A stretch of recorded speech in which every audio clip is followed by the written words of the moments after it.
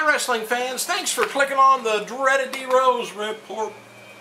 Jimmy Hart, oh by the way, I uploaded yesterday's report at 11:53 a.m. yesterday, and I just had to notice at about 11 o'clock last night or 11:30 that it just got processed. I was done with it. YouTube, they were tardy, they were sleeping on the job. Get them up there on time. Anyway, Jimmy Hart's going to be launching the, I mentioned about that about a month ago, Legends of Rock and Wrestling Tour. Fairly soon. It's going to be featuring himself, Honky Tonk Band, Koko Beware, Hillbilly Beware, Hillbilly Jim. Press release for the tour says the group's going to be performing their greatest hits and telling stories from their years on the road.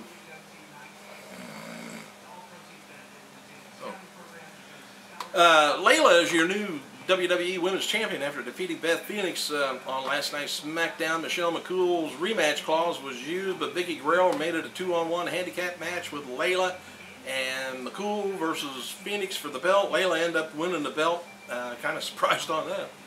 Anyway, the title changed hands because Beth was injured last week at WWE Superstar tapings on a match with Rosa Mendez. Beth wrote the following on her blog about her injury. She said that 2 weeks ago on Superstar they had a match against the new SmackDown diva Rosa Mendez.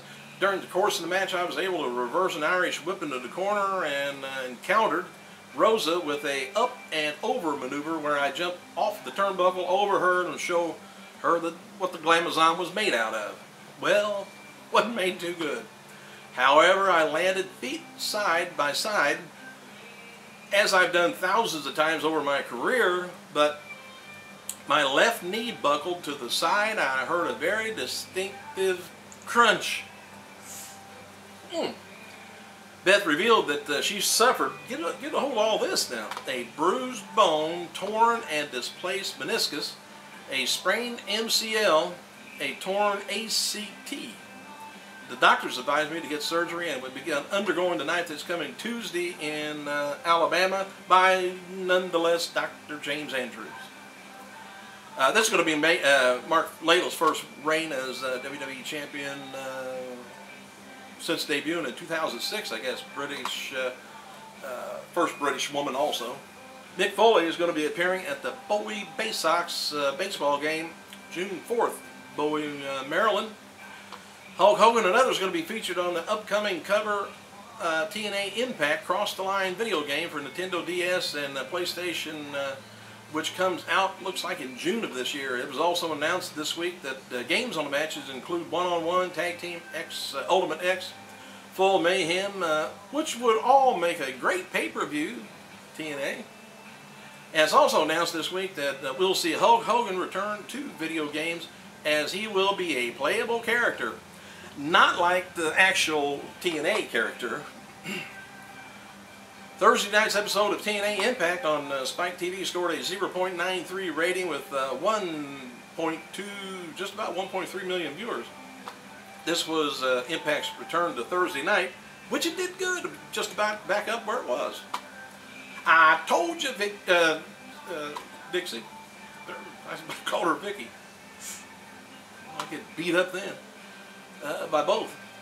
This week's episode of WWE Superstars, by the way, did a 0.16 with a 655,000 viewers. The replay did a 0.17 with about 148,000 viewers. Much of the month of not appearing on WWE TV, Jim Ross's bio was finally removed from the SmackDown roster yesterday. Ross said, you shouldn't read too much into it, he wrote on his website. He said, my bio has been removed from the SmackDown roster. That isn't really news. He said, I've been away from over 6 months from SmackDown. Ain't going back, so why not remove it? Well, read into that, son. Skip Sheffield, who was eliminated on this week's NXT, he turned heel at a FCW show on Thursday. I guess Sheffield said the NXT pros sabotaged him and blamed his elimination on the fans. Skip said he would still be on NXT if he wouldn't have listened to William Regal, I guess. He said that WWE Universe has not seen the last of him. I don't think we've seen the last of any of those guys. F4WOnline says, .com, says that Melina is currently featured on a VH1 show, Dateable, counting down the top 100 gaff guys that make the people make that repel women. The show is airing all this week. If they want to know what repels women, hell, just ask me.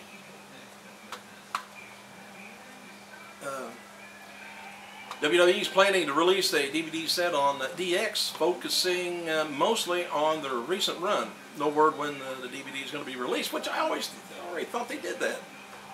Like a DX Part 2 or whatever it was. Drew McIntyre is still on the WWE Intercontinental Champion as member of the SmackDown roster after Vince McMahon sent a letter to Teddy Long reinstating Drew.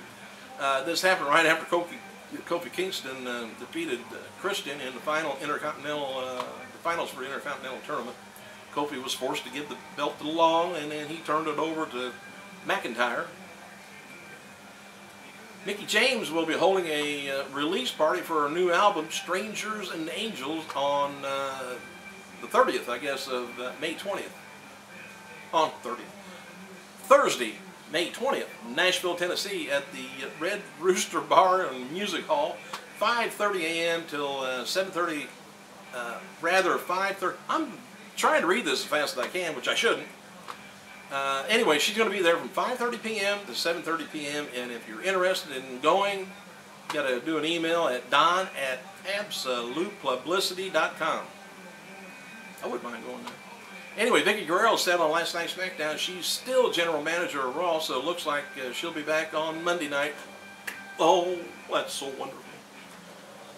Orlando Colon, cousin of Primo and Carlos, or Carlito, wrestled under a mask Thursday night FCW show as Don Esquez. Colon defeated Portis Clay, formerly known as Gorilla. Now, there's an upcoming DVD coming out of Undertaker. The title's Undertaker's Deadliest Match. There's going to be 3 DVDs set out June 8th, 2 weeks, something like that.